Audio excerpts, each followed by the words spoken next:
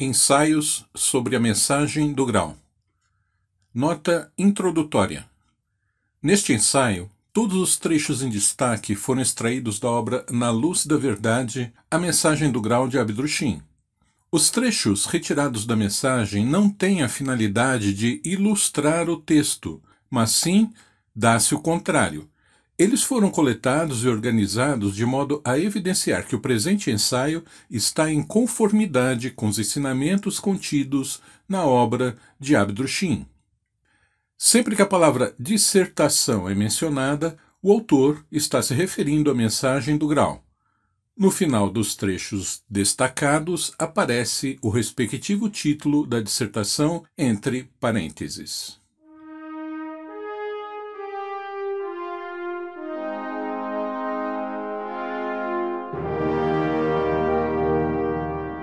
Primeiro ensaio: Parzival e as lendas do grau. Quem já estudou a mensagem do grau sabe que se um pensamento emitido com força anímica for puro, então, em seu percurso elíptico pelo universo, poderá entrar em contato com pensamentos mais elevados e deles receber influências, as quais, irradiando retroativamente pelo cordão de ligação com o gerador, desencadeiam a chamada inspiração. A inspiração, portanto, também não é algo estritamente pessoal, mas sim obtida pelo próprio pensamento básico que, em sua trajetória inicial ascendente, devido à sua pureza intrínseca, encontra pensamentos de igual espécie mais elaborados. Foi o que ocorreu na recepção do saber a respeito de Parzival e do grau, que os poetas medievais transcreveram em suas sagas. Eles receberam inspirações a respeito de acontecimentos elevados, porém, permitiram que o raciocínio interferisse nessa recepção, o que impossibilitou a correta compreensão dos fenômenos. Na dissertação Os Planos Espírito Primordiais, primeira parte, podemos ler essa passagem esclarecedora. Abre aspas. Tomemos, pois, a lenda a respeito de Parzival. Partindo desta pequena terra em pensamento, procura o ser humano pesquisar e encontrar algo a respeito de Parzival, para descobrir a origem, o surgimento dessa lenda. Certamente os poetas da Terra imaginaram pessoas terrenas, que lhes deram impulso externo para a forma do poema. Contudo, em seu trabalho de aprofundamento espiritual, colheram inconscientemente algo de fontes que eles próprios não conheciam. Todavia, como finalmente procuraram melhorá-lo com o raciocínio, para assim torná-lo terrenalmente belo e facilmente compreensível, o pouco que eles puderam receber dos planos desconhecidos foi também comprimido, diminuído e deformado na matéria grosseira. Fecha aspas. E na dissertação O Circular das Irradiações encontramos a seguinte complementação. Abre aspas. Ocorre nessas descrições o mesmo que em tudo que os seres humanos terrenos fazem, como também ocorreu na descrição dos acontecimentos em torno de Parzival e do Supremo Templo do Grau. Aos seres humanos que se aprofundam espiritualmente são dadas inspirações, que não conseguem compreender claramente e as quais, então, simplesmente, na retransmissão já distorcida por essa razão, comprimem nos acontecimentos, hábitos e costumes que lhes são terrenalmente conhecidos, ocasião em que o raciocínio, em especial, não perde oportunidade para contribuir com sua parte não pequena. Fecha aspas. Sobre os erros transmitidos a respeito desse Supremo Templo do Grau, ou Castelo do Grau, constata-se que são os mesmos observados a respeito da figura de Parzival. Ambos os conceitos foram condensados nos limites de compreensão das pessoas que receberam as respectivas notícias, mediante inspirações. Os acontecimentos foram terrenalizados, por assim dizer, de modo a se tornarem mais compreensíveis aos seres humanos terrenos. O trecho a seguir está na dissertação O Mundo. Abre aspas.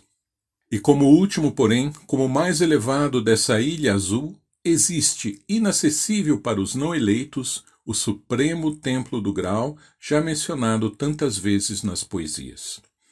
Através de revelações, a notícia da existência desse templo desceu por muitos degraus o longo percurso dessa ilha azul, atravessando o mundo de matéria fina, até chegar finalmente aos seres humanos da Terra de matéria grosseira, mediante a inspiração profunda de alguns poetas.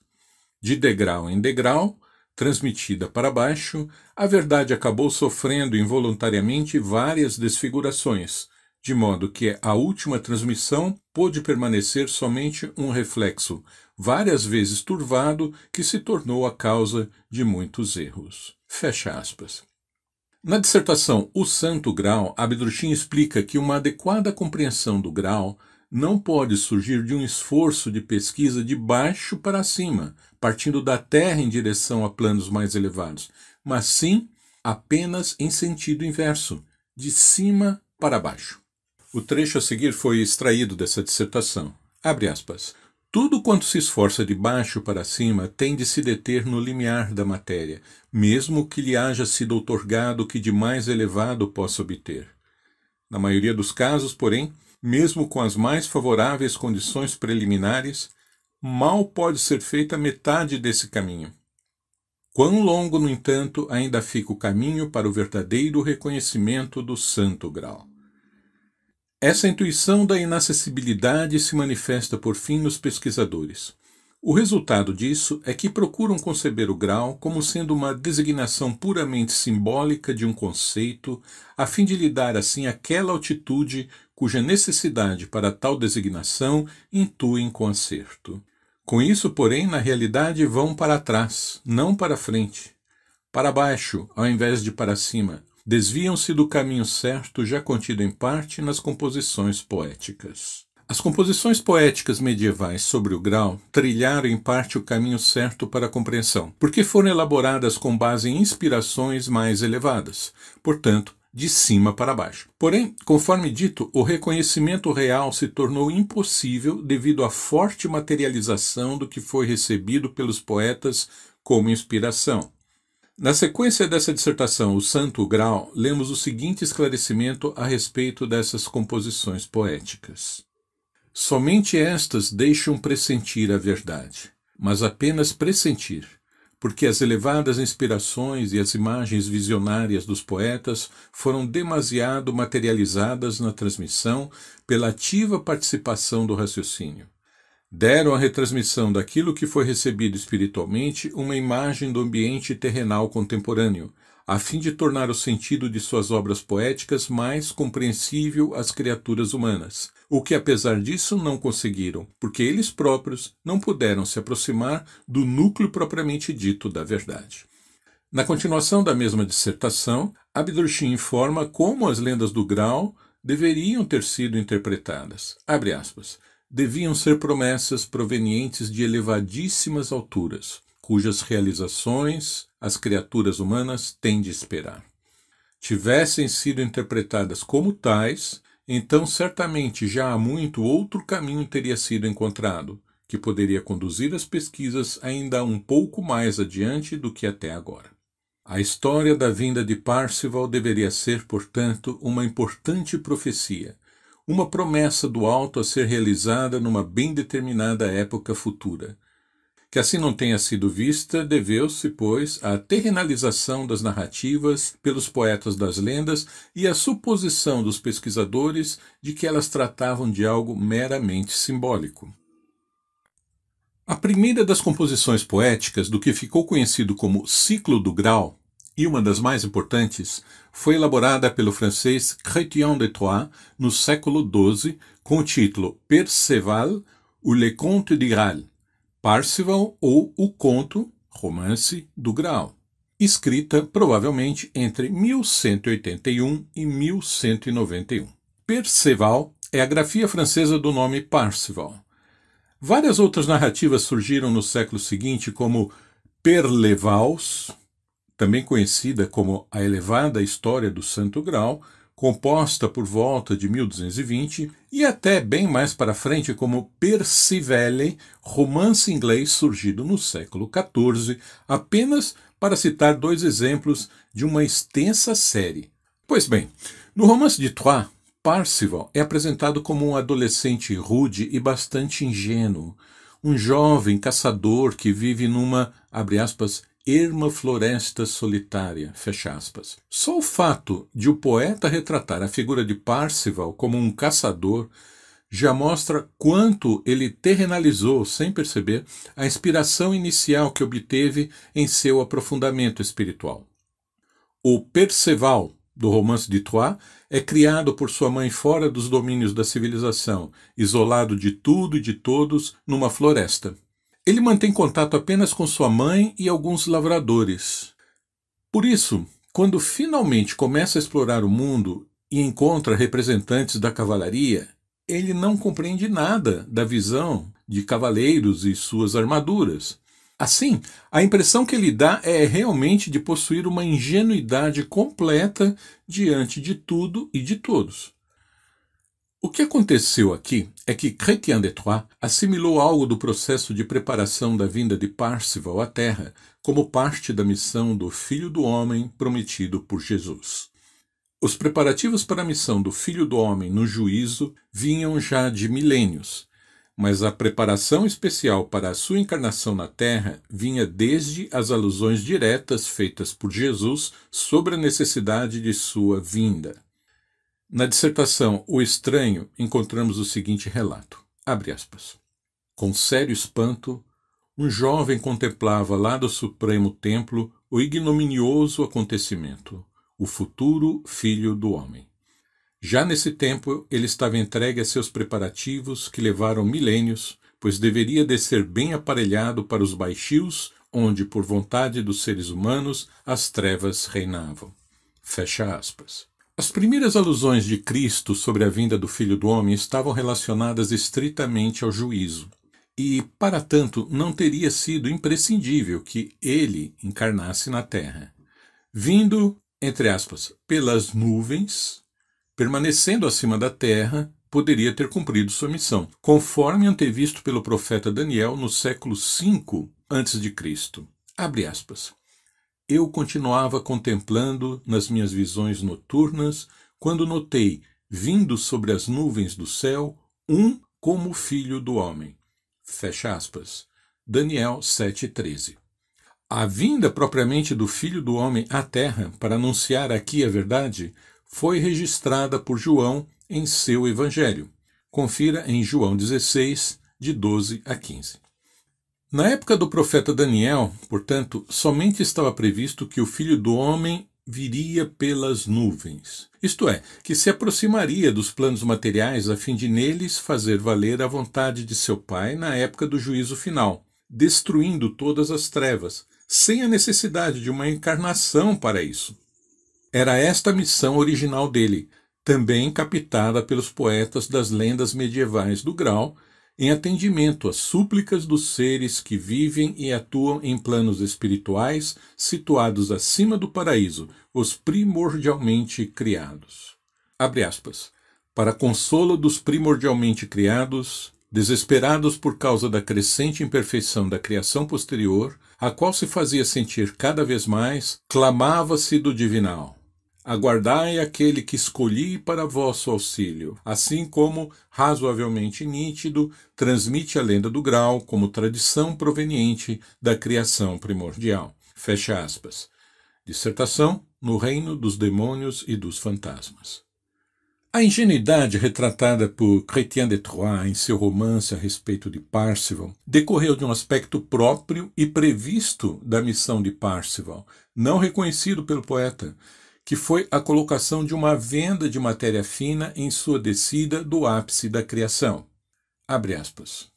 Quando Parzival, em sua peregrinação para baixo, alcançou o limite onde começava a matéria, isto é, a região dos espíritos humanos desenvolvidos dos germes espirituais, chegou ao local onde se mostravam pela primeira vez os efeitos das correntezas das trevas que também já tinham tocado em Amfortas.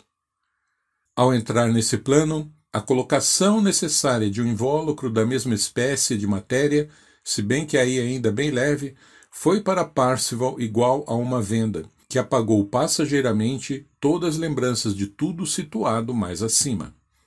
Vindo da luz, estava ele em sua pura ingenuidade diante do mal, que desconhecia por completo, e somente poderia tomar conhecimento dele através do sofrimento indispensável. Tinha de aprender arduamente, através disso, do quanto são capazes os espíritos humanos. Dissertação: Os planos espírito primordiais, terceira parte. Nesse ponto, Parzival estava diante do mal que graçava em toda a terra e alcançava até as regiões mais altas da matéria fina, armado apenas de sua, entre aspas, pura ingenuidade. Neste plano mais elevado da matéria fina, Parzival parecia exteriormente não ser mais do que um ingênuo, um nécio, porque não tinha nenhuma compreensão para a existência do mal, visto ter ele próprio se originado da luz, a qual sequer conhece as trevas. Por isso está dito no romance francês, entre aspas, quem o vê o toma por tolo. Na história de Troyes, Perceval não tem certeza nem mesmo de sua própria identidade, apesar de sua mãe lhe ter dito que, entre aspas, pelo nome se conhece o homem. É assim que o poeta francês enxerga as consequências da venda fino-material colocada sobre Parzival, evidenciadas exteriormente como um moço extremamente ingênuo que não conhece nada da vida. Dele, o rei chega a falar, abre aspas, ele é ingênuo e sem modos, mas atrai invejosos. Não saberá se defender e em breve será vencido, morto ou ferido. Fecha aspas. Foi essa contingência exterior de ingenuidade que Chrétien de Troyes auriu da verdadeira missão de Parzival e tentou descrever em termos romanceados, mesclando-a com histórias já existentes sobre o rei Arthur.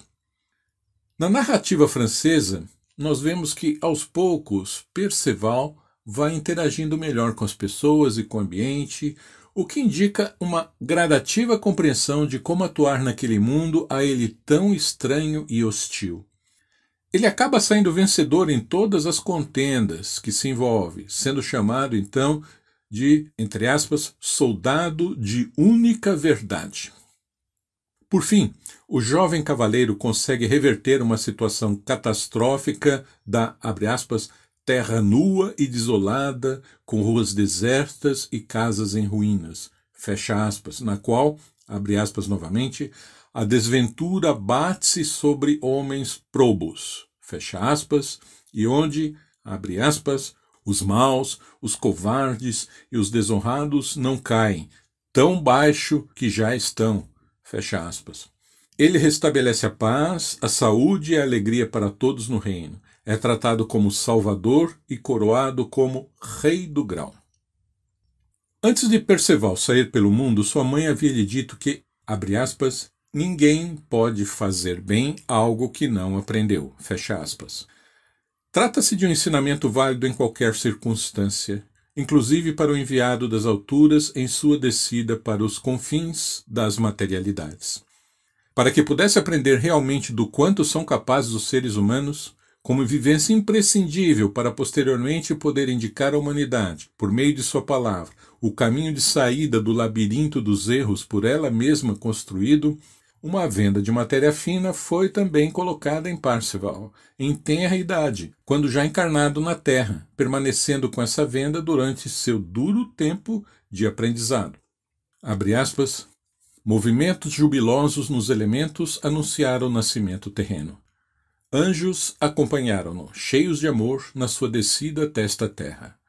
Os seres primordiais formaram uma sólida barreira ao redor dele e de sua infância terrestre.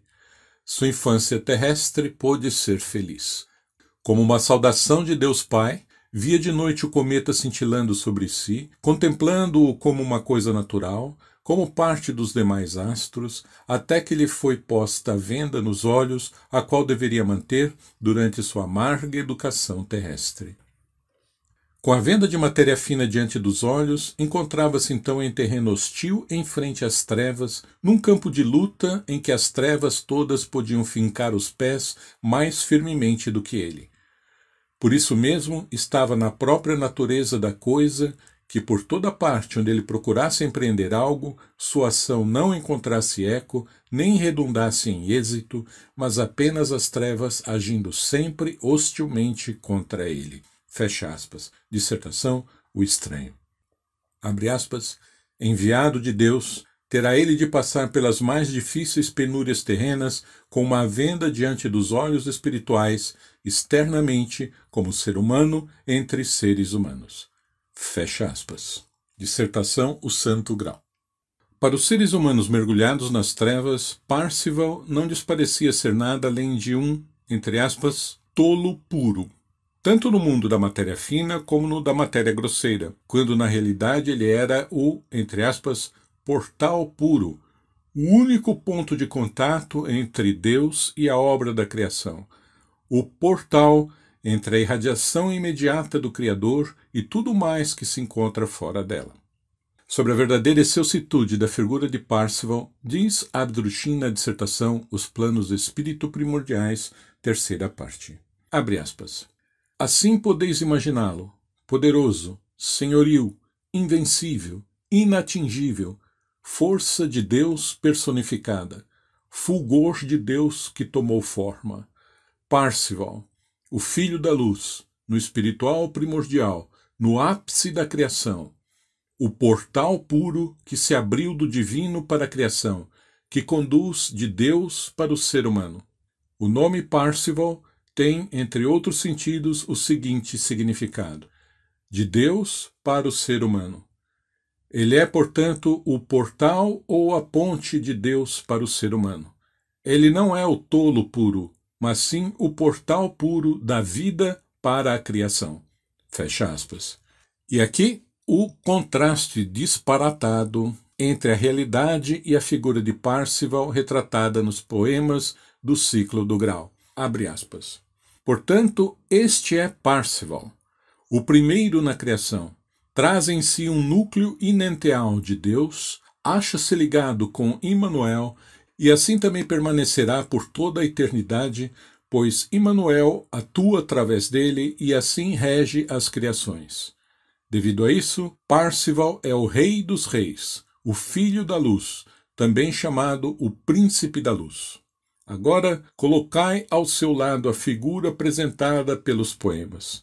Que caricatura impossível vedes diante de vós. Dissertação Os Planos Espírito Primordiais, segunda parte. O segundo grande nome do ciclo do Grau foi o alemão Wolfram von Eschenbach, contemporâneo parcial de Chrétien de Troyes. No primeiro quarto do século XIII, Eschenbach elaborou seu poema Parsifal, no qual descreve a falha do rei Amfortas, ferido por uma lança. Amfortas é o mesmo rei pescador do romance de Chrétien de Troyes, que aparece aleijado e prostrado pela paralisia e que por isso se dedica à pesca, já que não pode mais caçar. Além de entrar em contato com a obra de Chrétien de Troyes, o poeta alemão colheu das mesmas elevadas fontes de seu colega francês e seguramente entrou em contato também com as formas de pensamento já elaboradas por aquele. E assim, ele igualmente descreve Parzival como ingênuo, designando-o como tolo puro. Tal como Troyes, o alemão também terrenalizou o que recebeu espiritualmente. Questionado sobre essa questão do tolo puro, Abdrushim dá o seguinte esclarecimento em seu livro Respostas a Perguntas. Abre aspas. Em todo ser humano que pensa profundamente, a figura apresentando o tolo puro deve produzir uma incerteza. Essa incerteza se manifesta porque a expressão, bem como a apresentação inteira da figura, constituem um erro, que eu fundamento nas minhas dissertações. Essa resposta levaria longe demais, por isso contento-me em indicar que Parzival é das reine Tor, o portal puro, mas não der reine Tor, o tolo puro. Nisso reside tudo, e o saber disso também lhe dará, com outro conceito, o sossego. Parzival é, na realidade, o intermediário para a criação, portanto, também para os seres humanos, e é o portal da verdade e da vida para todas as criações em ordem descendente. Fecha aspas. Na língua alemã, o uso do pronome das ou der muda o significado do nome Thor. Influenciado pela descrição e pelos pensamentos de Chrétien de Troyes, que mostrava Parzival como um jovem completamente ingênuo, Eschenbach grafou der reine Tor, o tolo puro, em sua descrição dessa personagem, pela incompreensão da missão de Parzival. E não por último, como sempre acontece em casos assim, pela participação de considerações do raciocínio. Tivesse ele aurido direta e exclusivamente das elevadas fontes de transmissão da missão de Parzival e das notícias sobre o Santo Grau, sem o concurso do raciocínio, teria grafado Das reine Tor, o portal puro. Quem contesta os esclarecimentos de Abdrushim sobre o tolo puro e o portal puro, relacionados ao uso dos pronomes der ou das, com a afirmação de que a figura do tolo puro apareceu antes da obra escrita pelo alemão Eschenbach, não tem nenhuma compreensão do processo de inspiração e nem de como se dá a influência das formas de pensamentos. Também não tem ideia alguma dos preparativos necessários à encarnação de um enviado da luz. Além disso, a expressão tolo puro especificamente não aparece na obra de Chrétien de Troyes.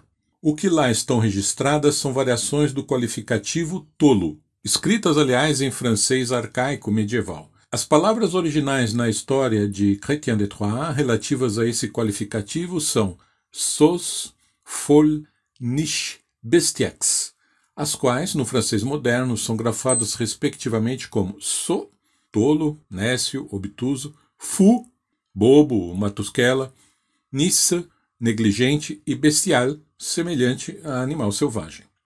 Para concluir, algumas informações adicionais que mostram como os planos mais finos do além e as configurações de pensamentos e intuições lá reunidas influenciam a atuação na matéria grosseira, independentemente de tempo e espaço, bastando que haja uma conexão mais aprofundada com elas. No romance Perceval, de Chrétien de Troyes, aparece uma personagem chamada Gurnemann. Em Parsifal, de Eschenbach, a grafia é Gurnemans, pai da moça Liasse. Ocorre que Gurnemans e Liasse existiram realmente. São figuras centrais dos últimos anos de Atlântida, tal como descreve Roselles Fonsas em seu livro sobre o tema Atlântida, Princípio e Fim da Grande Tragédia. Gurnemans era o mentor espiritual do povo, posição mais elevada que a do próprio rei e a dos druidas, enquanto que Liasse era a neta do rei. No romance de Troyes, a rainha e esposa do rei Arthur chama-se Guinevere. Em Atlântida, a encantadora moça Guinevere tornou-se mulher do filho do rei.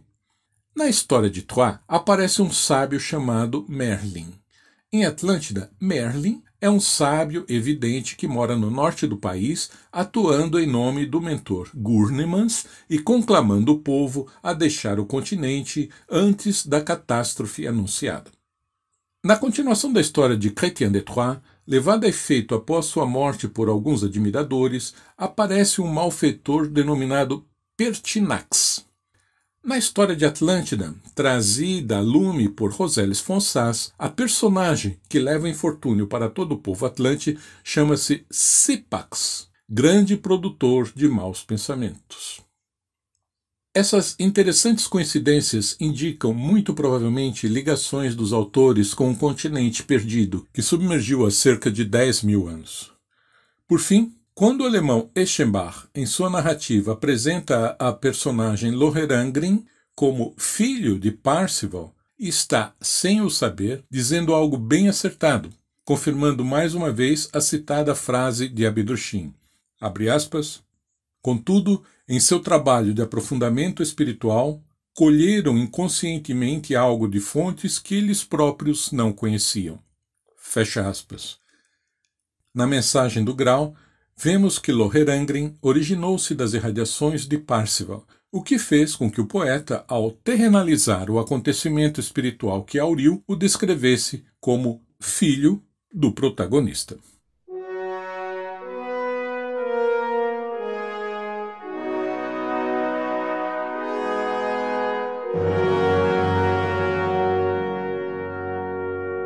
Conheça as obras publicadas pela Ordem do Grau na Terra. Acesse bit.ly, livros-ogt, bit.ly, livros-ogt.